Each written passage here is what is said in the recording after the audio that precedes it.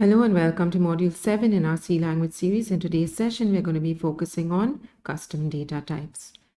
There are 5 different ways we can create custom data types. One is using a structure, which is also called a conglomerate data type, because we can club different data types together, as we will see shortly.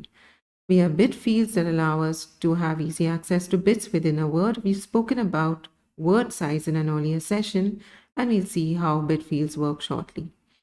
Unions allow us to use the same memory space to define 2 or more different types of variables. This allows for a savings on memory resources. Enumerations allow us to create a set of all legal values that a variable can take, and this provides for better readability of code as well as easy maintainability of code. Finally, we have Typedef that allows us to create a new name for an existing data type. Let's start with structures. This is how a typical structure would look. As you can see, it is a collection of variables. They are not all of the same data type. Each of the variables here would be what is called a structure element. When we have a structure definition like this, what we're doing in effect is creating a template on the basis of which we can create variables. We need to use the keyword struct. We need a type specifier that we can use to declare variables. In this case, it's going to be ADDR. And then, of course, the structure definition must end with a semicolon because it is a statement. Important to note that a structure definition does not result in the creation of a variable. To create a variable, we need to do something like this, putting in the struct keyword first, followed by the type specifier, and then the variable name. Now, to how this appears in memory, as you can see, bytes are reserved for name, street, city, state, and zip. In total, 67 bytes reserved every time a variable of type ADDR is created. Remember, ADDR is the type specifier here. Coming now to the dot operator, this is used to reference the elements in a structure. So taking that same structure, and you can see here, this is a different way of declaring a variable of ADDR type. But if we want to put in a value, let's say into zip, then what we need to do is something like this, ADDR underscore info, that's the variable name, dot zip, and then the value. Now let's create a structure with employee name and address, which should include street, city, state, and zip, except as input the details and print the details of the employee. So let's go to code blocks now and start a new file.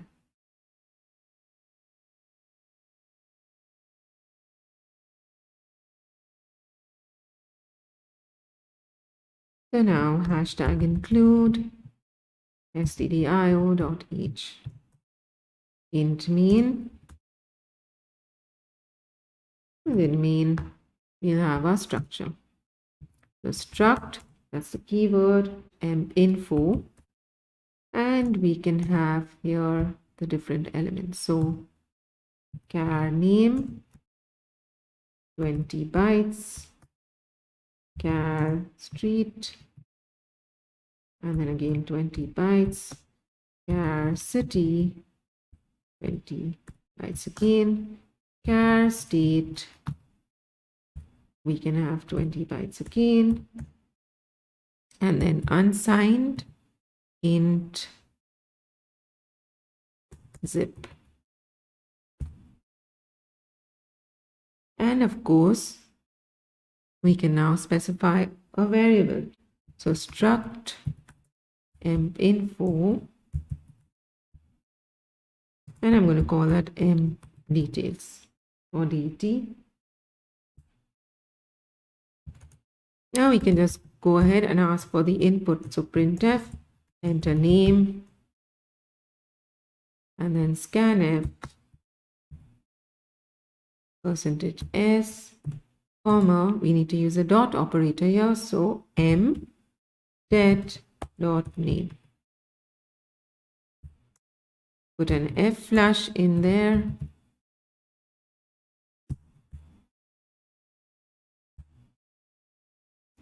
And now we can copy these 3 lines for the remaining 3 fields, street, city, and state. So Control C. And then of course we can change the details.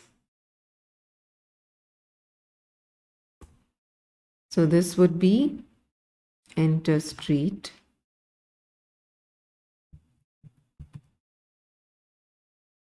mdet.street,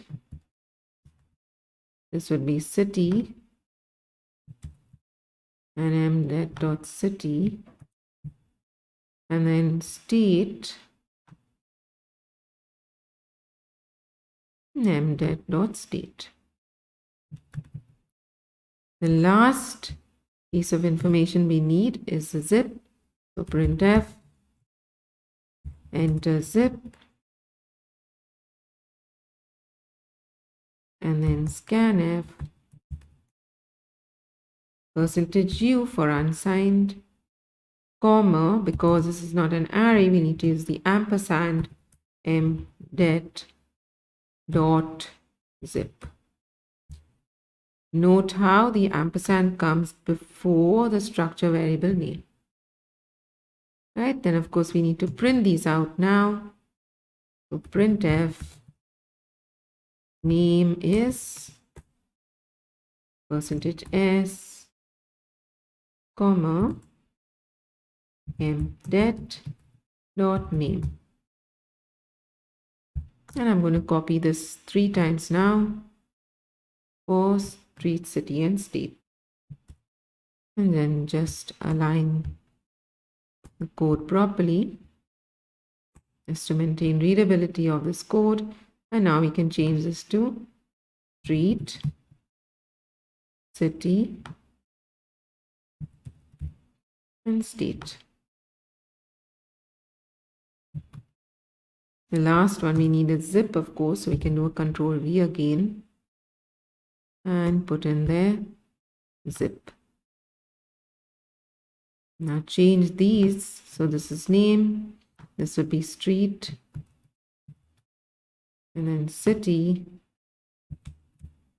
state, and zip. Right? Now we can run this.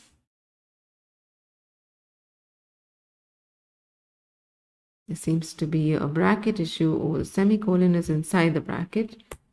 Just move that out and we should be good. Enter name, street, city, state, zip, and that's it. You can see we've got a negative here. This error indicates that we're writing in a memory space that we're not supposed to do in. So now let's go and see why that is. And as you can see here, we've set %s, this should be %u. Right? And while we're at that, let's put in the \ns so that we have these on a new line.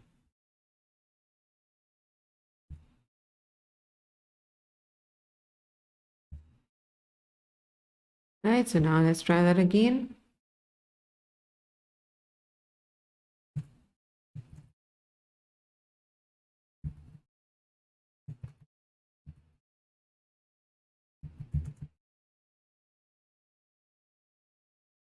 Right, now we have a 0, you can see, and that's successful execution. Right, let's move on now. Passing structures to functions. Passing an element of a structure variable is called by value. We know this is convention in C, right? Now, if an element is a string though, that's going to be called by reference. To pass the address of an individual structure element, we'll have to use the ampersand, as we already know. Arguments and parameters must be of the same structure type, right? Just as arguments and parameters must be of the same data type as we saw in the previous session. A structure as an argument to a function results in the entire structure being passed using call by value. Now, this is very important. Right? So just remember that when we are passing a structure to a function, the entire group of variables or set of variables is being passed to the function. Now let's go and modify the code so as to allot the task of entering employee details to another function. We are passing now the entire structure to the function. So what you can do now is go back to code blocks, we'll create a new file. And what we're going to do now is we're going to just take all the code from this file and put it into that one so that we don't need to copy this code again. Now that we have all the code here, what we're going to do is we're going to assign the entire block of code that is accepting data to another function, as well as the printing of data. Right? So we will do a Control X on this code and we'll have a new function here. We call that get data. So void get data, and that's going to bring in the parameter, which is the structure. So m info emp get, and we'll just paste all that code in here. Right now in main, all that we'll do is we need to first of all move this structure out of main because it needs to be available to the other function as well. So we move that out, right? And then we define our functions, or rather declare the function. So void get data. The parameter again is struct m info m detail. Within main, we have that structure variable declared there, and then we call get data with the argument mdet. Remember, that's the structure variable name. And that's all. See that code is aligned for easy readability. And now we can run this. Okay, we've not put in a semicolon there, and therefore this error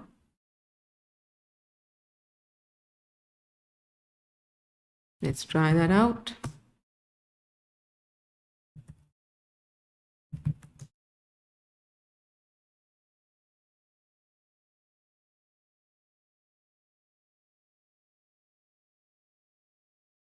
And there you have it.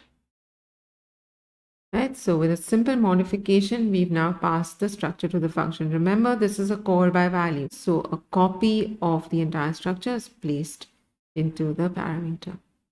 Right, now moving on. Structure pointers. These are used to generate a call by reference call to a function.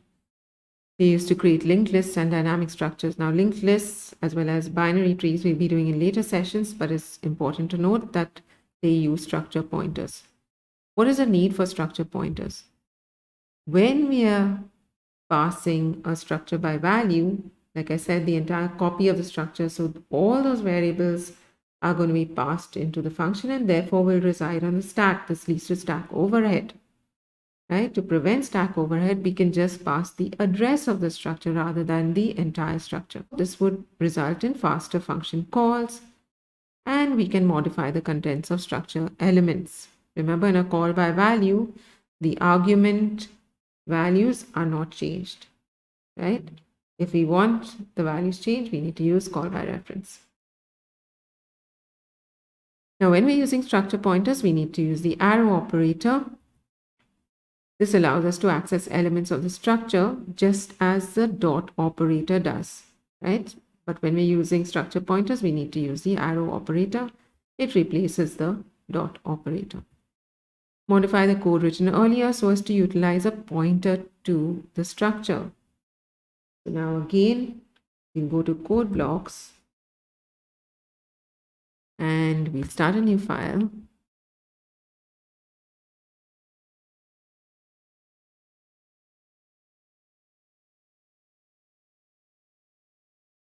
And we'll bring this entire code now into that file.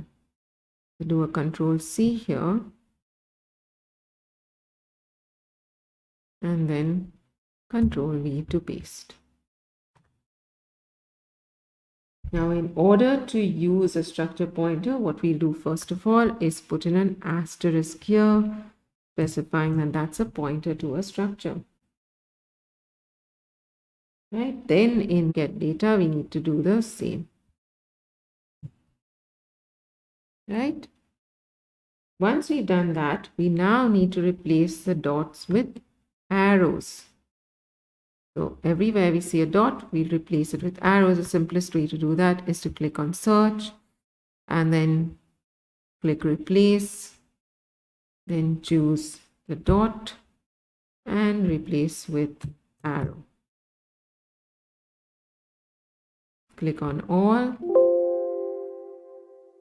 But just be careful that stdio2 has been replaced with the arrow there, so put in that dot. Since we are passing in a pointer, right, we don't need this ampersand. Right, the rest of it is the same. So you can see that arrow has replaced the dot. Now let's go and run this. And we should have the same results. Now get data says we're sending in emp details. What should we be sending in here? The address.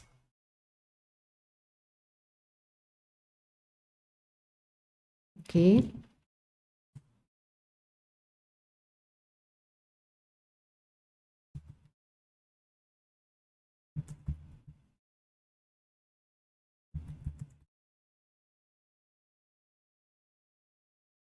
And you see we get the same result. So I hope you understand how pointers work. Like I said, what we need to do is first of all specify that we have a pointer to the structure. Again, don't forget we need to send in the address.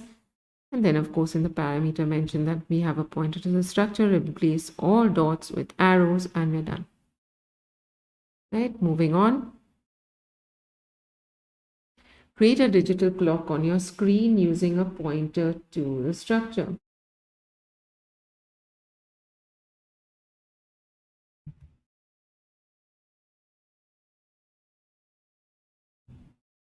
Hashtag include stdio.h and hashtag include windows.h because we're going to be using the sleep function. So now let's start with our structure, the time, and this is going to have hours, minutes, and seconds. So you can use a short int here, short int hours, short int minutes, and short int seconds. Right? And then we'll have our functions, void display time, and this one is going to take as parameter struct the time t, and then we have void change time or update time if you want to call it that, struct the time t. Remember we're using pointers to structures. And then we have a delay function which is just going to call that sleep function. So this is no parameter, so void. Within int main, what we'll do is we'll have struct the time, declaring a structure variable here, my time. Right?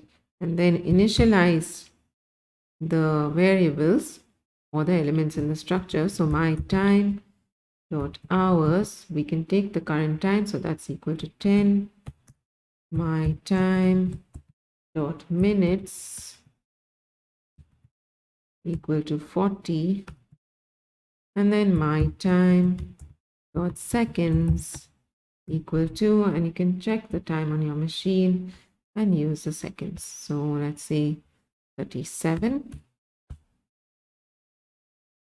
Once that's done, we need an infinite loop. So while 1, which means while true, you know, every non-zero in C is a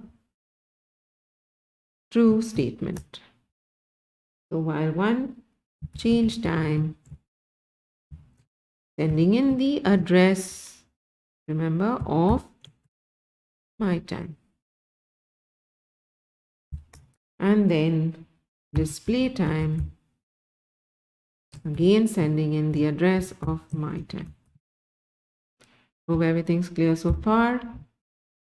Now what we can do is, since we're done with main, we can proceed to define our other function. So we start with void display time. And that's bringing in the parameter struct the time starting. Within this function, printf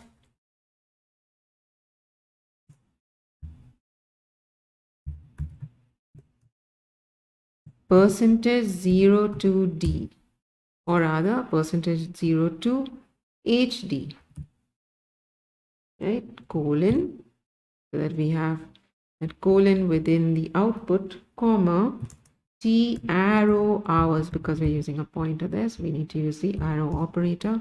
Similarly, you can just copy this down for minutes and seconds. So Control C, and then Control V twice. And this, of course, will be minutes.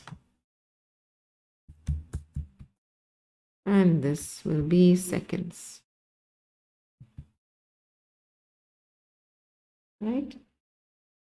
We can have a \n so that we have a new time in a new line. We're done with display now. We proceed to change time. So void change time, struct the time starting. Within this function, we first of all increment seconds. So t arrow seconds plus plus. And then if t arrow seconds equal to 60, then we need to reinitialize seconds to 0. So t arrow seconds equal to 0. And then t arrow minutes plus plus. Right? Then we need another check for minutes. So if t arrow minutes equal to 60, then what do? T arrow minutes equal to 0 and t arrow hours plus plus. Finally, we have a check for hours. So if t arrow hours equal to 24, then t arrow hours should be initialized to 0. Finally, we need to call delay. And now we proceed to define delay. So void delay, no parameters there. All that function is doing is using the sleep function, passing in 1000 milliseconds. So that's a delay of a second. Right, so if we run this now, we should have the time on our screens.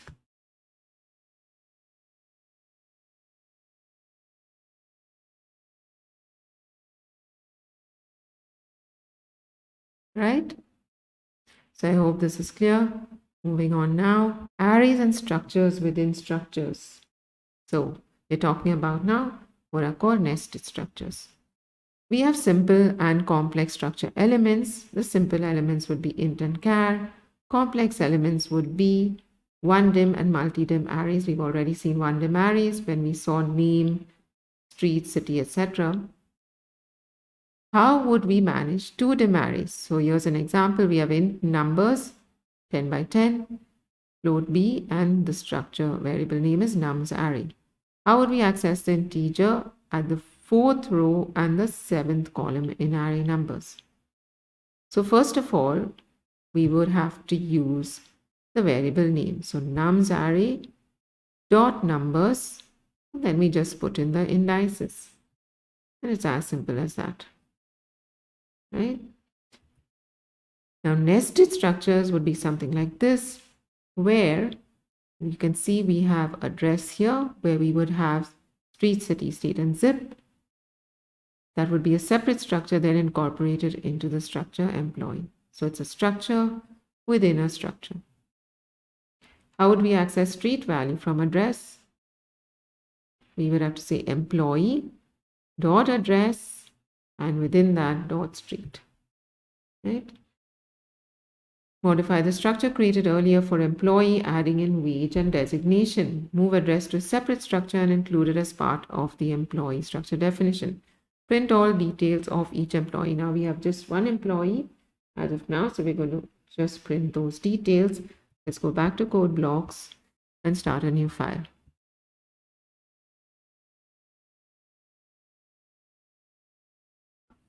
Now what we need to do is just go to struct ptr.c and get in all that code. Control C, Control V. Now that we have all the code here, we can proceed now to create a struct address. We'll have to move all these out. So you can take away street, city, state, and zip. Control X, and then start a new struct. Definition there, address for address, and within that we can just paste these elements. Right, so that's done. Then we include that structure within emp info. So struct address addr, right? And then we introduce wage and designation. That's going to be of 20 characters. Hope you're with me so far. Within get data, how do we refer to street, city, state, and zip? Right, so this would be emp details, and here we say addr, right, dot street, and addr dot city, and then addr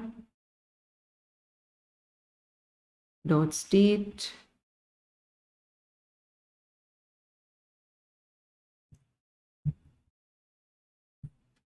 right? And finally, what about zip? So that would be ampersand m details addr dot zip. And then of course for printing again we'll have to use the same thing. So addr dot street, addr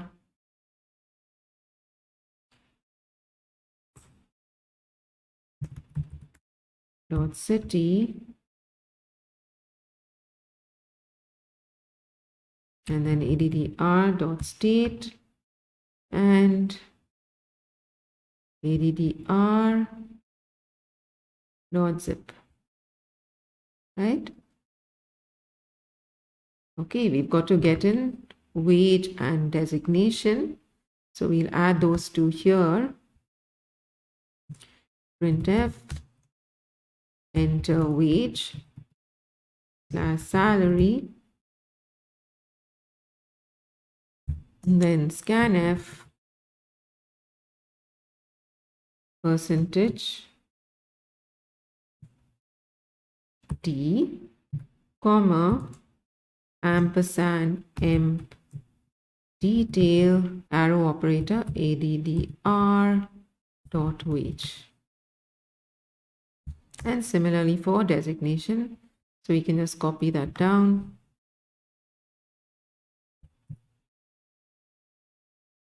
And then change the details.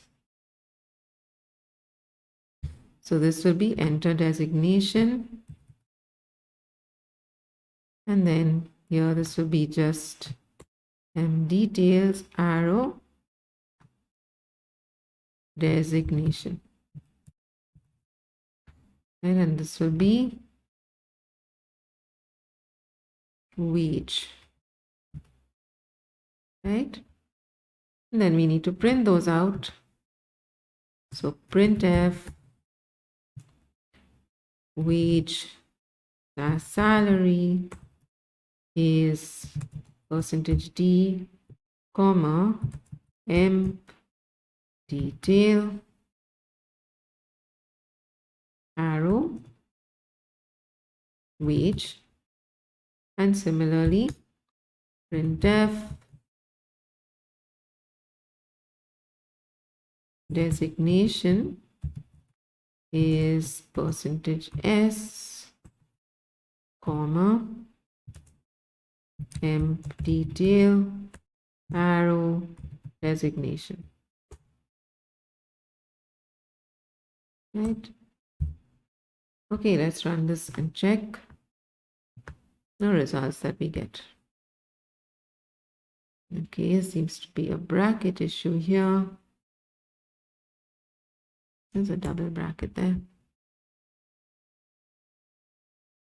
Enter name, street,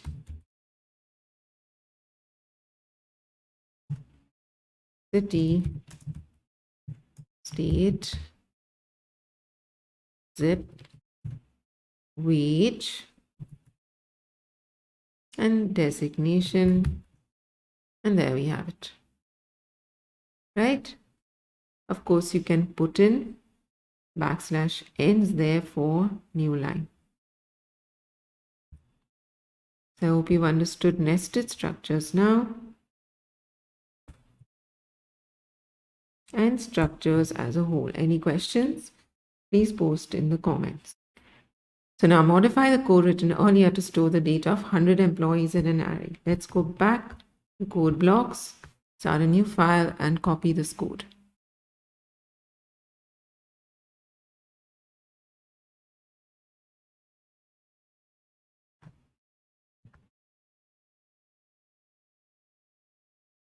Control C and bring it into the new file. We need to first of all make sure that we have space, right? So we declare the struct here, the struct variable that is, but we specify how many elements. Now, yes, there are 100, but we're going to test only for 3. So we put in 3 there. And now we need a counter within getData, right? So int ctr equal to 0. And then we have for, we don't need to initialize ctr now, ctr less than 3, and then ctr plus plus. We need a block of code. Within this block of code, we will ask for the data. Right, so that ends here. Now, the printing part of this program will be done in the main function. So, we can move this all out now.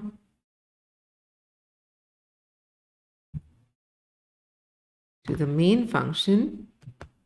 So, just leave it there.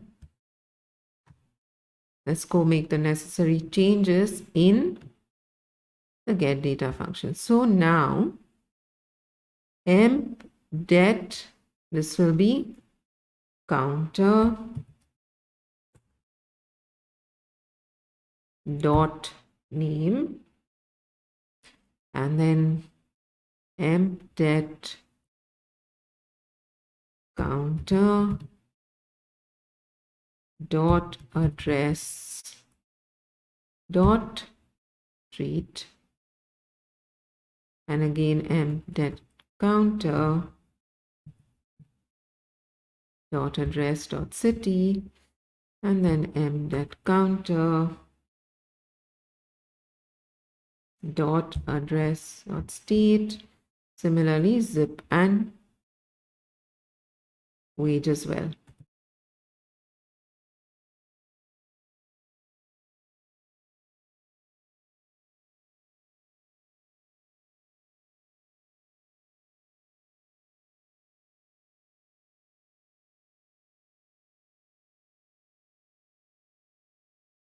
Right?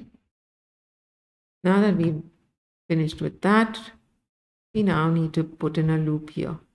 So here as well, we'll have int counter equal to 0, and then we can have our loop for, we don't even need to initialize counter less than 3, counter plus plus, and then within this loop, what we do is we printf mdet of counter dot name, and again mdet of counter dot, and I'm just going to copy this down now. Take that counter dot, Control C, and put it wherever the arrow is. Right? Okay, let's run this now and see how that works. Okay, there seems to be a semicolon missing, which is here.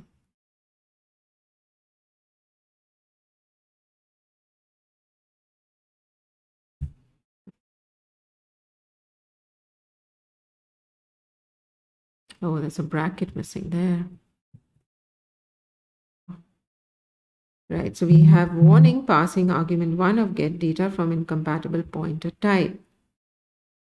Right, so here, this is an array now, so we don't need that, because when we specify mdet, in effect, we're passing in the address of the first element. Run now.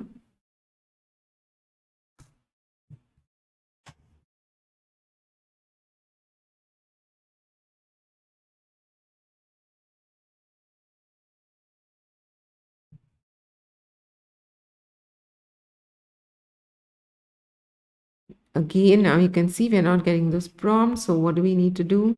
We need to put in these f/stdin. So let's do that. Just copy this.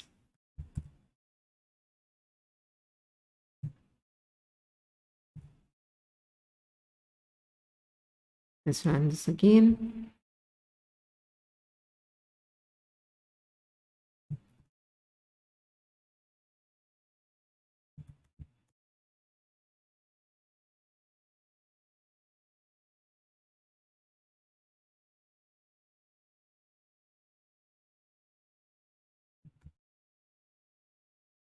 So now we can enter another name, street.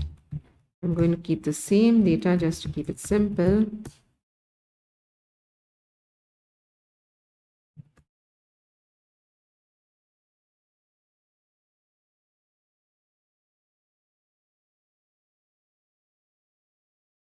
And the last name.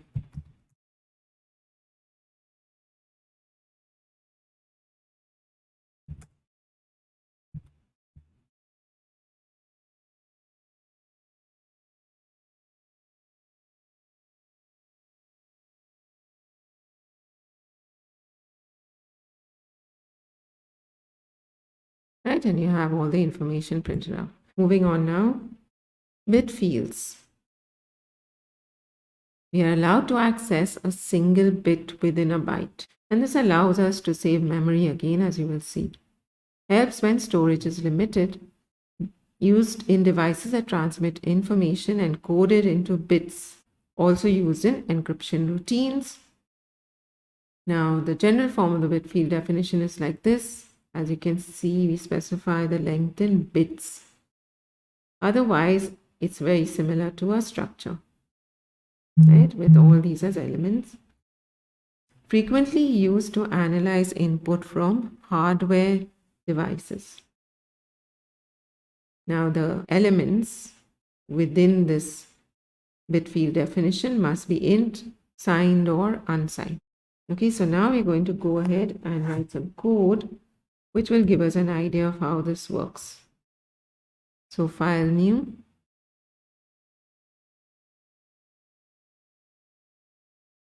hashtag include stdio.h struct test bit fields. You can give it a shorter name if you like. Unsigned. Now, if I don't specify int here, it is taken for granted by the compiler that it's an integer, so I can just say leave it like that, or I can use short, for example, dot int x 4, that's 4 bits, remember, unsigned short y is 6 bits, and unsigned short z again 6 bits. And we can just put in the variable name here. I'm just going to call that test, right? And now we'll have int main. Okay, now we can assign values. So test dot x equal to 3, test dot y equal to 40, and test dot z equal to 1, let's say, right? And then we'll have a printf statement, size of struct test is %d, comma, size of, using the size of operator, test. Just to show us the size in terms of bytes. And then printf x is %hd, or rather x as value %hd, comma, test dot x, and then printf y has value %hd, comma, test dot y, and for z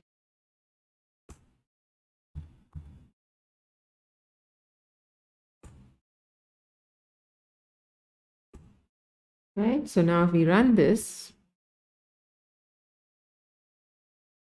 you will see size of struct test is 2 bytes. In effect, right, instead of using 2 bytes for each of these variables, we've used 2 bytes for all 3.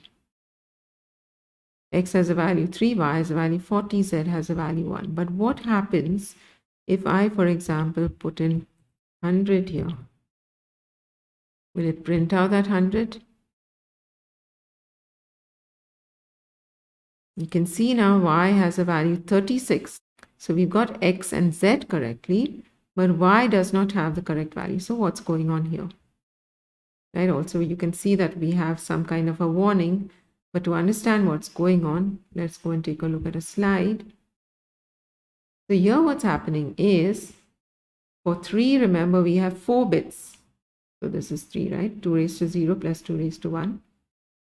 For 40, we have 6 bits, right? So these 6, now you can see this is 2 raised to 0, 2 raised to 1, 2 raised to 2, 2 raised to 3, that's 8, 2 raised to 4, and 2 raised to 5 is 32. 32 plus 8 is 40. But when I'm putting in 100 there, it cannot be accommodated in this 6 bits, right? And therefore, it's giving us just 36. So coming to 1, though, we have got 6 bits there, and that is easy to represent. I hope you understood how bit fields work. Now moving on, write some code. The status port of a serial communications adapter may return a status byte organized like this. That's 1 byte. But we've got 8 bits here, all having different kinds of signals that will be sent. Use a bit field to represent the above information and write code to enable a program to determine whether it can send or receive data. So let's now go to code blocks and start a new file. And save.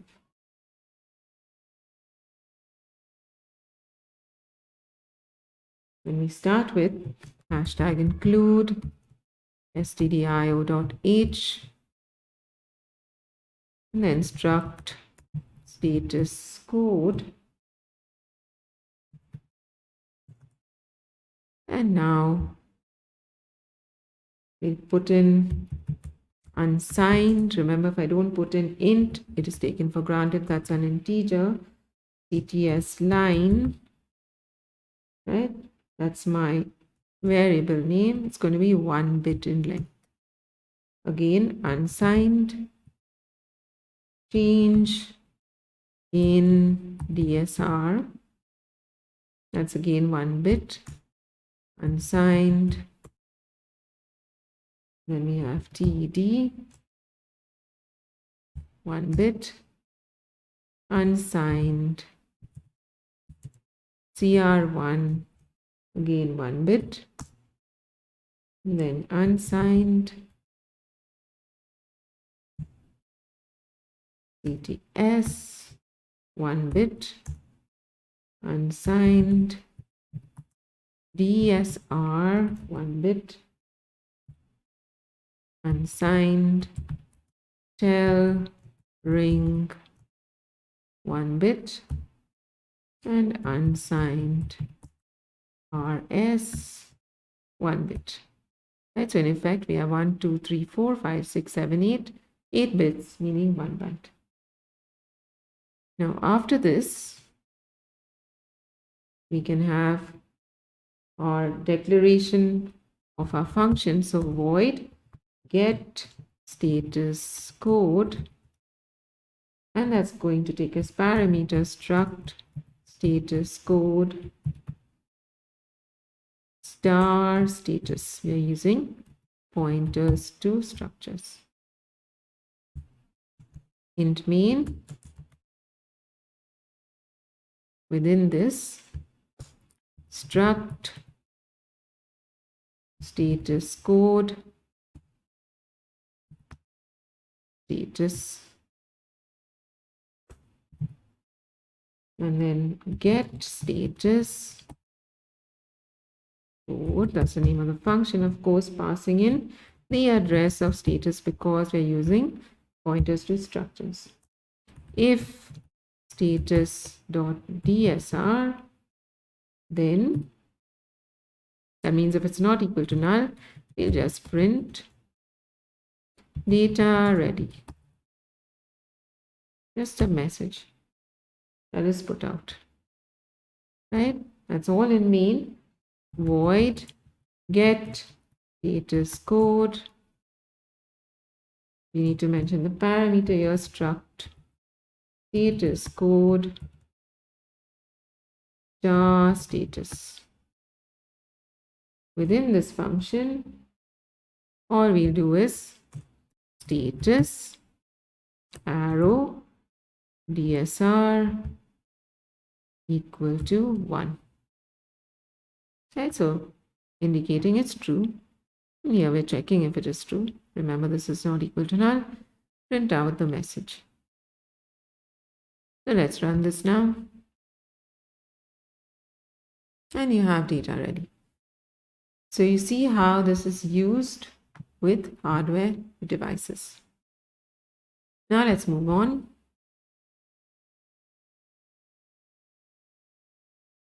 Bit field constraints. So there are constraints when using bit fields. The variables cannot be arrayed. Remember, that's just one address. We're talking about 1 byte divided into so many different elements of 1 bit each. They cannot take the address of one bit field variable, again because it is one address for all bits. Any code that uses bit fields may have machine dependencies. This is to do with how machines read from memory. They could read left to right or right to left, right? And we would not know whether the machine this code is going to run on is going to read from memory left to right or right to left, right? Valid though to mix normal structure elements with bit field elements, and that's what we're going to do now. Modify the structure emp info to add employee status, whether the employee is salaried and whether the employee status is active or laid off. So now let's go back to code blocks. Let me start a new file.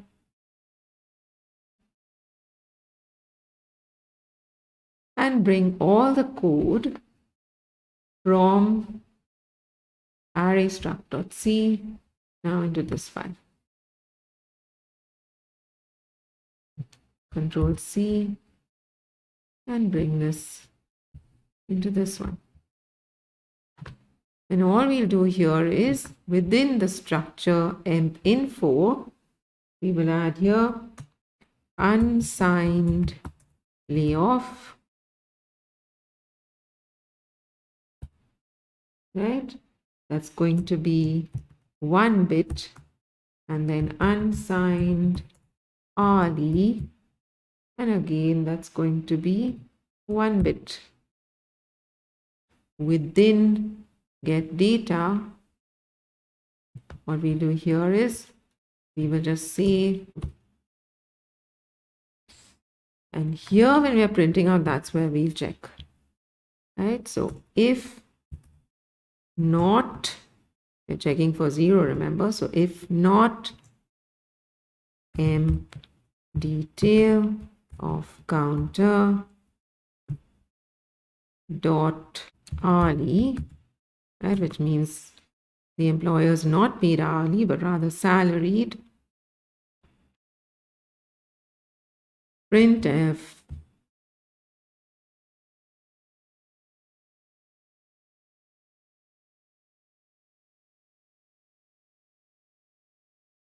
so now if we run this,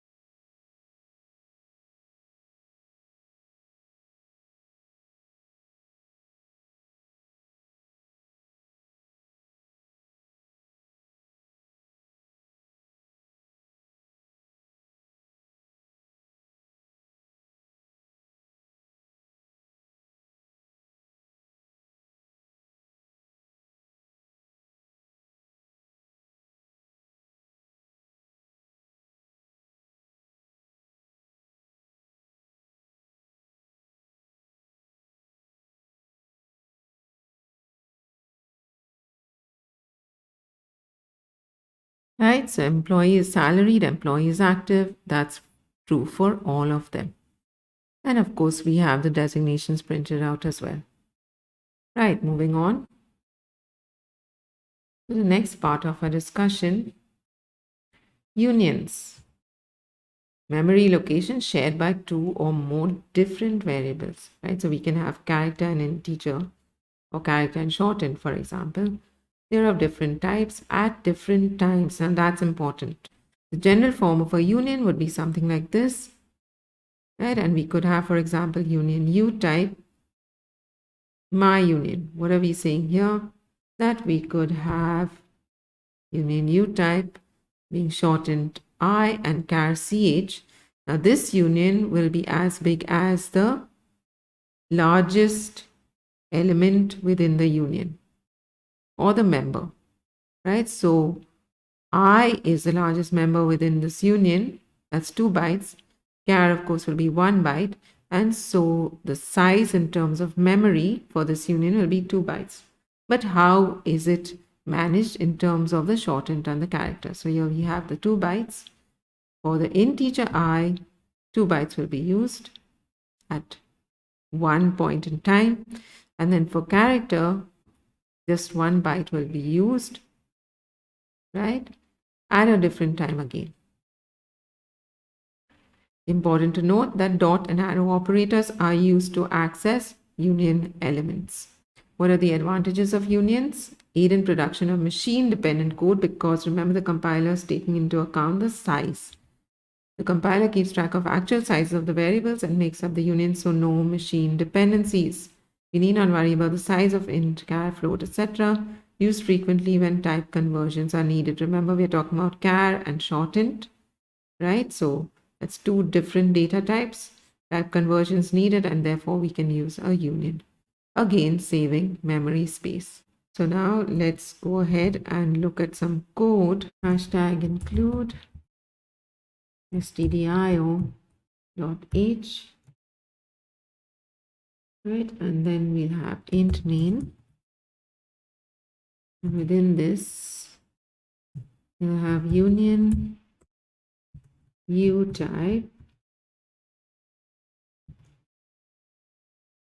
and that will have short int I and char ch, right? And we'll have another one, union float dub, and this will have float j and double k, right? And here we say short int x equal to 10 and char y equal to e, right? And then we say union u type char int. Now we can say char int dot I equal to x and char int dot ch equal to y, right? Watch what happens now when I do a printf. So first printf %hd \n comma I, or rather char int dot I, right? And then printf %c comma char int dot ch. Let's run this now and see the result. So there is an A undeclared. That's because I haven't put the quotes there. Let's put that in. Right, so now if I run this, and you can see it's printing 97A. What has happened is, because we are assigning to karen.ch the value of y, immediately after assigning the value of x to karen.I, this value is lost. So what we need to do is, we need to move this print statement up here. Now if we run this,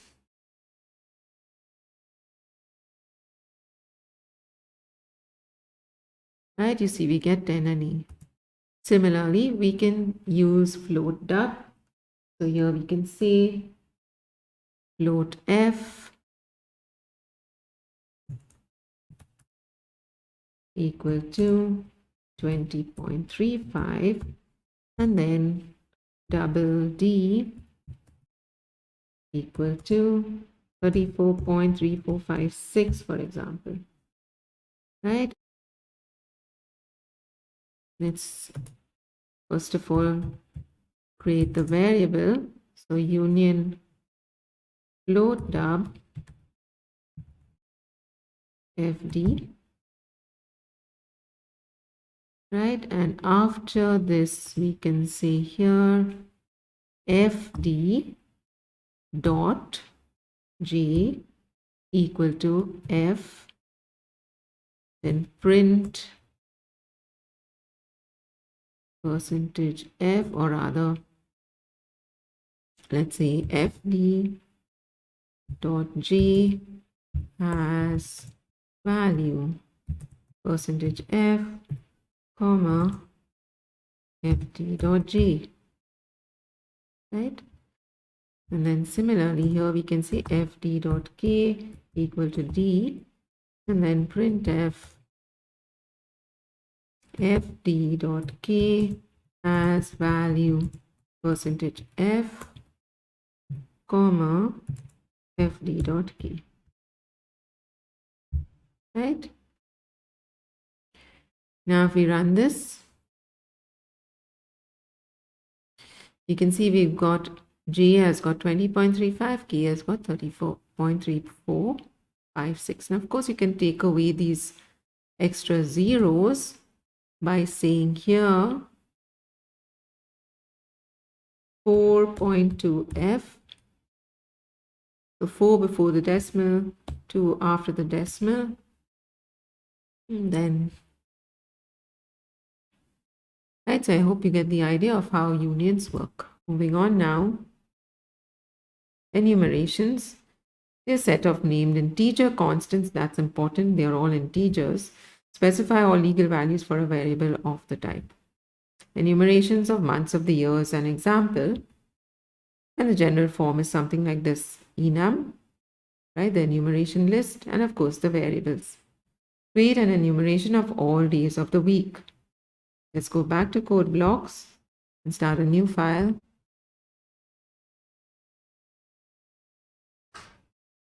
So now for days of the week, just start with hashtag include stdio.h int main, and here we just have one int type variable, we call it day now, right? Now we declare our enumeration, or define our enumeration rather, days, and here we have Sunday, right, equal to 1. Now if I don't specify equal to 1, Sunday will have the value 0, right? Once I say equal to 1, then Monday will have the value 2, Tuesday will have the value 3, and so on.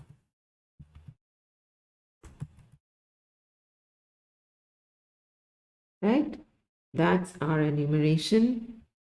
And then just like we do with structures, we can say enum days and declare a variable of that type, days of week. Printf, enter day number. So now scanf percentage %d, comma, ampersand day number. Once we've got that, we check switch day num.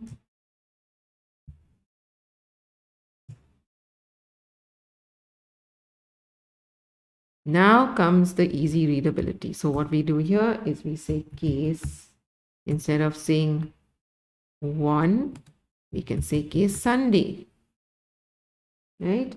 And then we can printf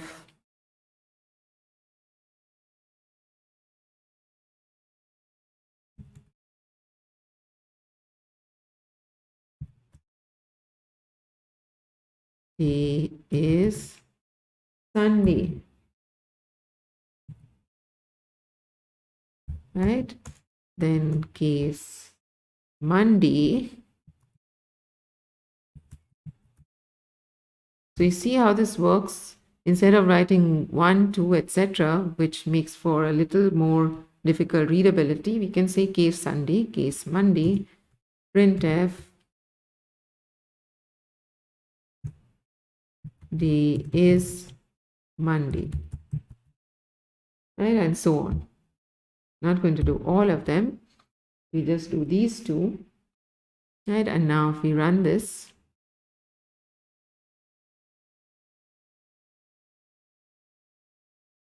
Let's say we enter 1, day is Sunday. Okay, we're getting both of them. Why? Debugging. We need to say here breakout, right? Because if we don't do that, it's going to fall through this one and print everything. So let's run this now. 1, day is Sunday, right? Moving on. Create an enumeration of errors as follows. 0 is operation successful, 1 incorrect function, and so on and so forth. So let's now go back to code blocks, start a new file.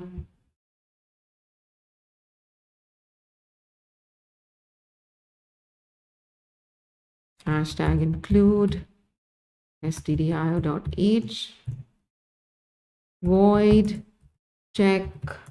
Here, this is going to be our function. It's going to take in an integer. Let's call that error code. Right? Int main. Within that, we'll just assign to a variable.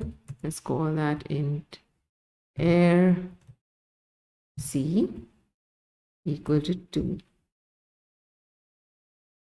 And now we'll pass that to the function.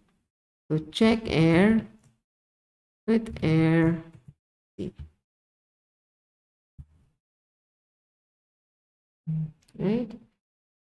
Out of main, let's define our function. Void check err and then int err code. Within the function, we'll have enum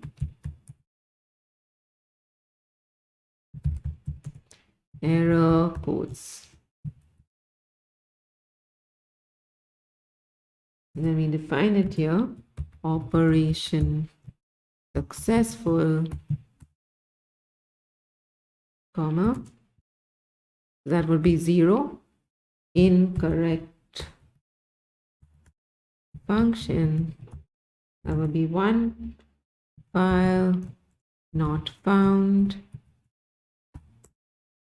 would be 2, then path not found would be 3, too many files open,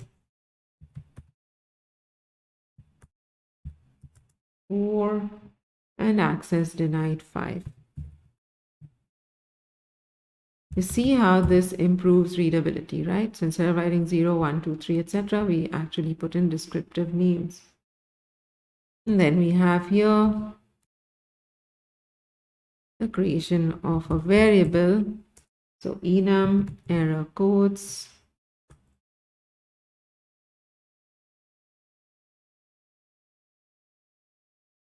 err_c, and we'll assign to that error code, right? The one that's coming through the parameter. Then we check switch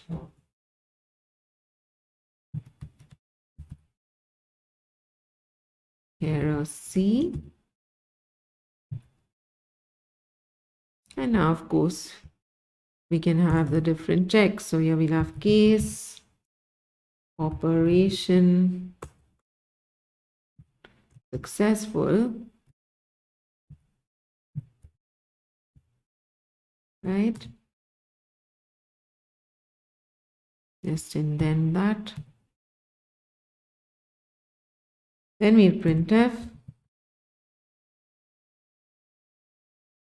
successful execution exit 0, right? Or you can just print exit 0 if you like, which will indicate successful execution.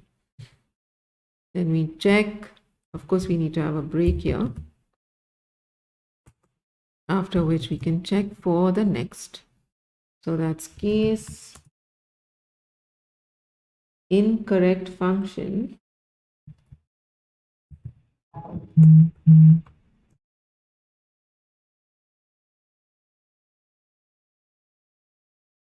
And here what we do is we printf. Now there's another thing you can do is you can say incorrect function, just print that whole thing out, exit code %d, because this is not going to be 0, right? And then comma incorrect function. Remember, incorrect function here has the value 1. So that's what's going to print out there, right? Break.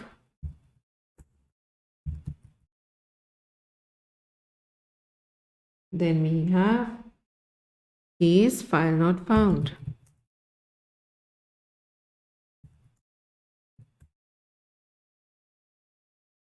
Right, then what do? We printf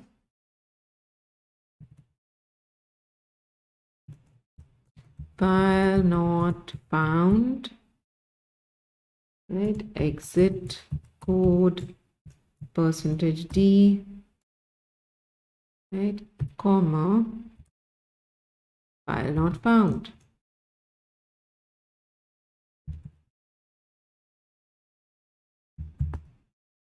And I hope you get the idea of how this works. Then we can check for path not found. So case path not found.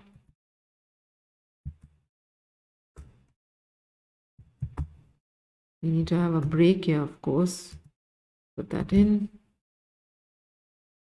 Path not found. Printf path not found. Exit code %d, comma path not found. Hope you're with me and following what is going on. And then we have too many files open. So case, again we need to break, and then case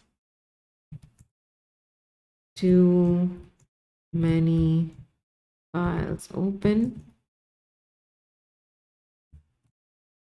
and then we have printf too many files open, exit code %d, comma too many files open.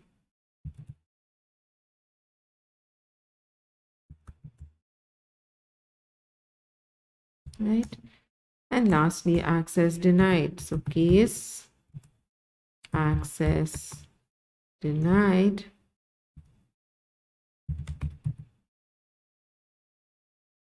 printf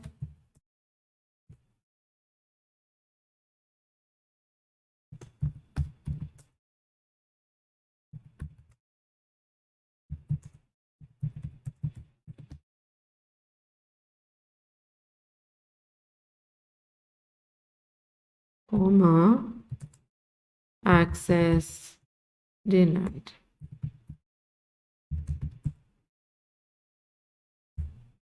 And of course we need to put break statements everywhere. That's not to be forgotten. We don't need it here. This is the last test for the value. So now if we run this, file not found, exit code 2, right? That's because we passed that value 2. So of course it's not going to be, we're not going to be passing a standard value. This is for checking for error codes, right? That will be returned by a function, right? And then of course you can use enums to check for those errors, because it makes for, as you can see, easy readability and easy maintainability of code. Now consider this, right? We've talked about unions. We have char ch, int I, float f. What is the size? This is just to test, whether you understood unions or not. As I said, the union will take size of its largest element, so to say. So here the element with the largest size is float. Therefore, the size of the union will be 4 bytes. Now moving on. Typedef. This allows for definition of new data type names. Names being the keyword. We're not creating new data types. We're just giving them another name. And so we can have typedef float balance. Balance now is the same as saying float. And so we can say balance overdue. In effect, it means float overdue. We can then use balance to create yet another name for float. Right? So you see how this works. Right? This makes for easy readability of code, right? Because we can have, instead of saying float balance or float overdue for that matter, we can say balance overdue. Okay, only thing is the documentation has to be such as to specify that we are giving the float data type name to balance. Anyway, now let's go and write some code here. And we start a new file.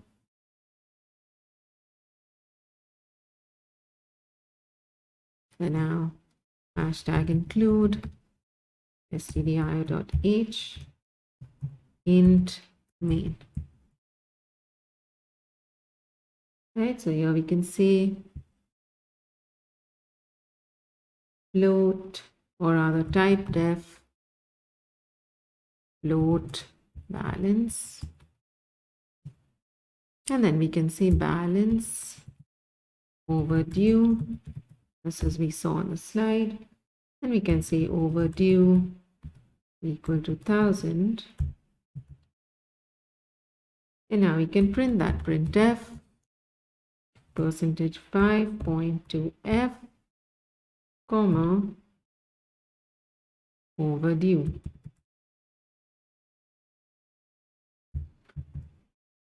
Then we can use balance now along with typedef and create another name for float. Let's call that overdraft. Now overdraft, and then we use to create a variable. Let's call that OD equal to 50,000, and then printf %5.2f comma OD. Right? Now if we run this, okay, we're saying here overdraft, and that spelling, of course, there's an error, so let's run that again. And you see we get both those values printed out. Of course, you could put a \n in and they would be printed out on another line. This actually ends our session for today. In the next session, we will be discussing console IO. So till then, take care, stay safe. Bye.